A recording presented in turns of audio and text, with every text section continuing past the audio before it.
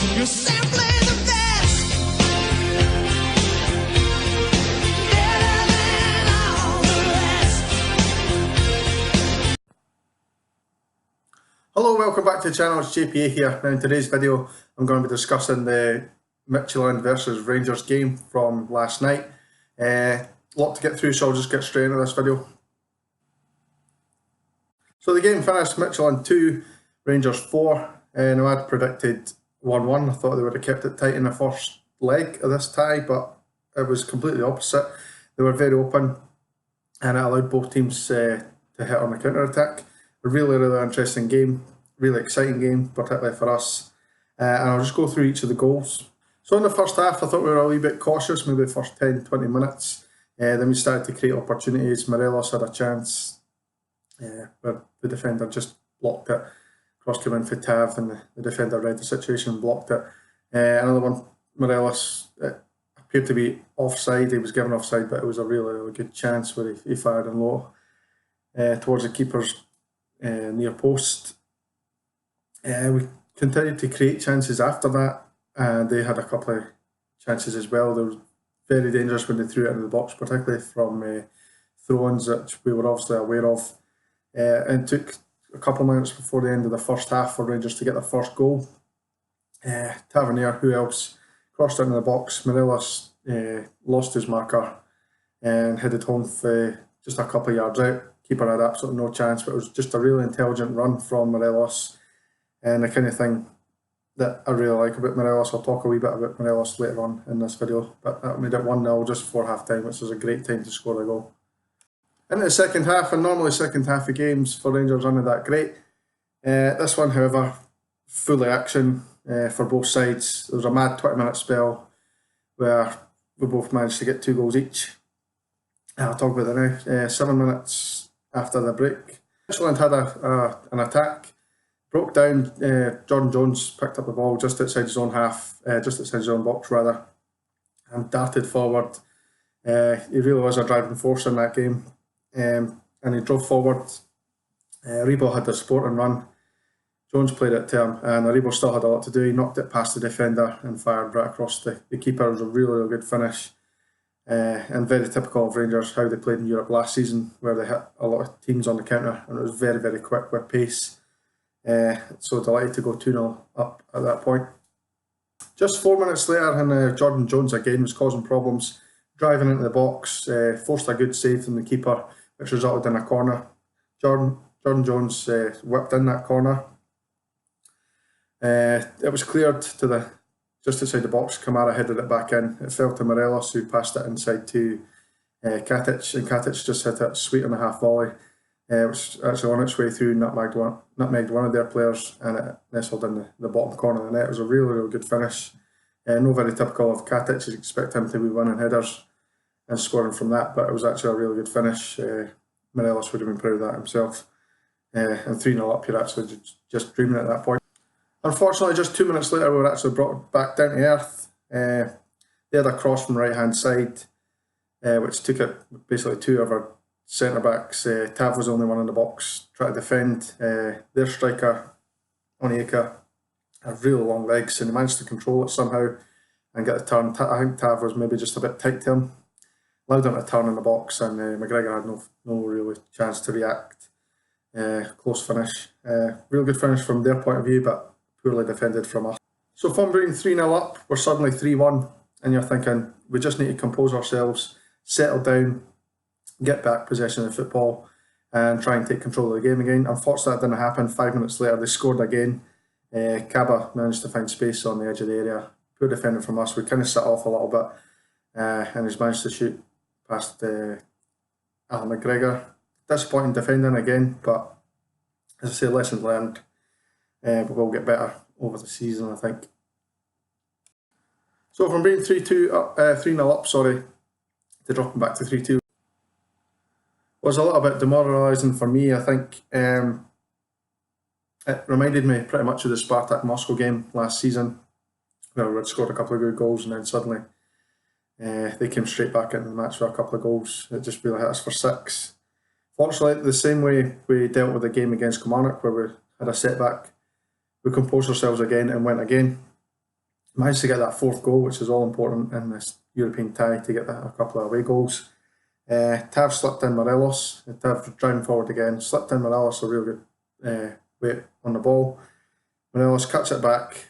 Arfield takes one touch in the centre of the box to steady himself, and the next one just side foots it right footed into the net past the keeper. Seemed like a simple finish, but I think the technique from Arfield has got to be mentioned. It was a really, really good finish, very tight, and I think all the goals from us certainly were really good goals throughout the game. I think the goals we conceded were avoidable and disappointing defensively in that way, but overall pleased with that performance.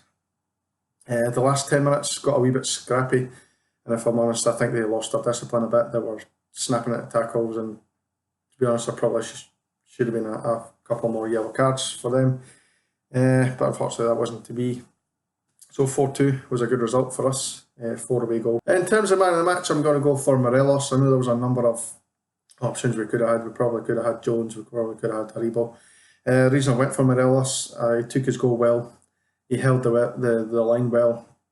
His strength is brilliant. He's got so much power up front that he kind of takes defenders away, brings other people into play like Arfield, like Haribo, Jones, who can get forward as well. And I just thought he had the complete game. Didn't lose his head like he normally does. He obviously did this against Kilmarnock as well, and I thought it was a similar performance from him. Really delighted with Morelos. He obviously got himself an assist as well for the last goal, so really pleased with that. As I say, there was a number of contenders. For me, Jones doesn't get it simply because he did drive forward well, got us up the pitch, created a number of problems for the defence. The only thing that annoyed me about Jones, and it's one of the things that kind of annoyed me when we signed him, and I was thinking back, that time he dived against Dundee to win a penalty and lost McCann's job. I don't like to see diving, and I think he went down a little bit easily at times in certain areas where he could have maybe stayed on his feet. So that's the only criticism of him. Aribo I thought was outstanding again. Got another European goal. I think that's every round he's scored so far in the qualifying, which is great. Good to get 4 goals. As I said, we've not done that since last month. We've scored 4 away goals in Europe, so pretty pleasing from that aspect as well. The last thing I want to mention before I go here is a couple of transfer things. I was going to talk about these in my last video. I had it in my notes and I ended up just not talking about it. I think I was a wee bit still upset about losing some subscribers and stuff, so I left that part out. You've probably heard already, Brandon Barker, who was formed at Hibs a couple of years ago. I can't remember if it was last season or the season before. Winger, pacey winger from Man City. He was on loan there. I think this is going to be a permanent deal. I'm not sure what the cost is going to be, the transfer fee. I've not heard any of that yet, but as far as I'm concerned, as far as I know, he's having a medical at Rangers and probably should be unveiled in the next couple of days. Real happy about this signing. It doesn't look like we're going to get Kent. I know in the back of every Rangers fans' mind you're kind of thinking, will it happen? I don't think it's going to happen, and this kind of signifies that. And I think it's a good signing.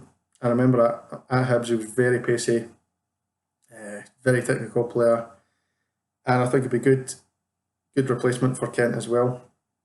And I think we needed that other winger. I know we've got a lot of wingers at the club, but we've just lost Candeas. We're not getting Kent. So any injuries, and we're going to be a little bit sparse in that area, in my opinion. So it's good to get Brandon Barker in there, and I'm delighted with that.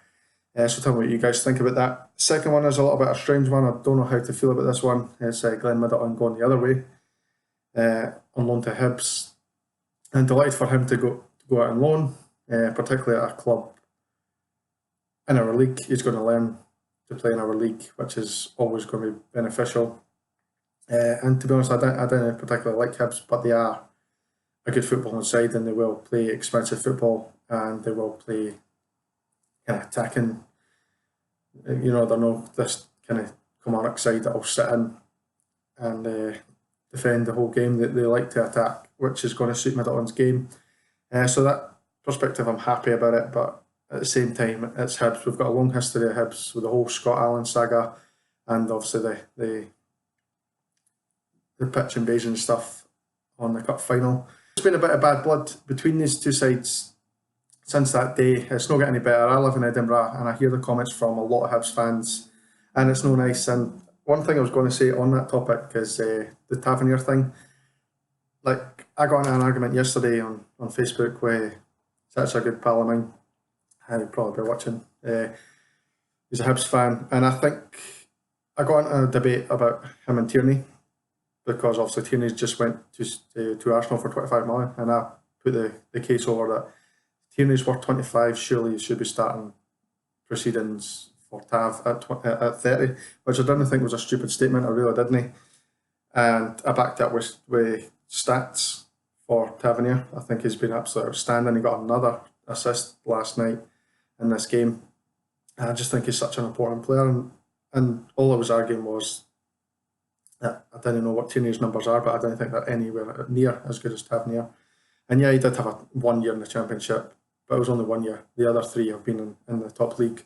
So I didn't get that argument. He's played in European qualifiers as well, so and in the group stage. So I don't think it's just a case of Tierney's the better player because he's played in the Champions League.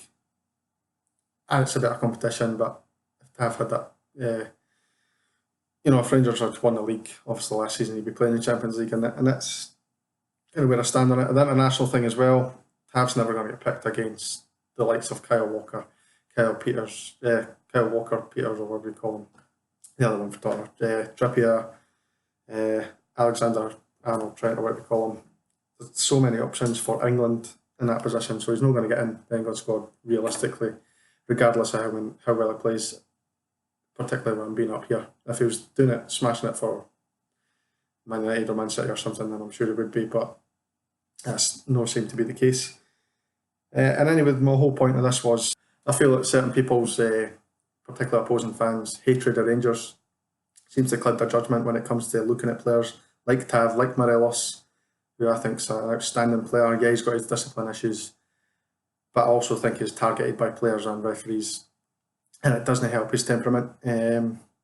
He's got to knock that in the head, obviously, but he's still a very, very good player, and I think he gets completely underrated. And I just genuinely think it's because he plays for Rangers, and there's such a hatred of Rangers in this country, and nobody will admit it. Anyway, I'm going on a tangent there, so just kind of forget that. I'll end the video here. If you've not seen my videos, please subscribe to the channel. Just a wee click. We want to build this channel as much as we possibly can. Thank you very much for all the guys' support who constantly comment. You guys know who you are. No need to mention by name, but thank you very much, and I'll see you in the next video. Cheers, guys.